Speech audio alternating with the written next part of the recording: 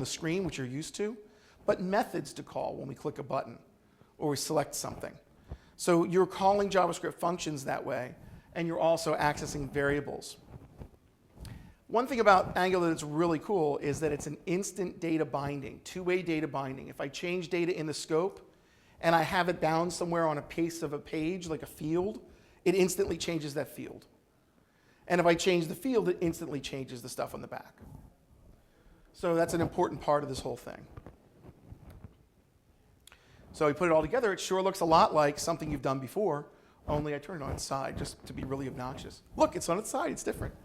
Point being that you've got your user interface in Angular, which is just another MVC, with all the power of the browser running on a browser, communicating with something like JSON. JSON's a very good format to use out of the box because it's understandable very easily by Angular and by web browsers.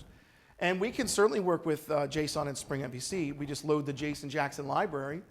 And once we've booted that thing up and we turn on our Spring MVC support for it, we can use serialization annotations for JSON to control how we turn things into JSON and understand them and decrypt them from JSON. I shouldn't say decrypt, but decode them, so to speak. All right. So it's a pretty complete framework. I've already mentioned the first two, but it's a pretty complete framework, but it's not so opinionated that you absolutely have to develop a certain way. And so you'll see that when we look at the code. So any questions so far before we get any further along? Okay. Enough preamble, Ken, right? Hopefully you can see this. Let me just zoom it in a little bit. So this is an Angular module. It's a very extracted Angular module because you can only fit so much on a HTML screen. But you can see here that we've got an Angular module with the name of Quizzo app. That's this first thing at the very top.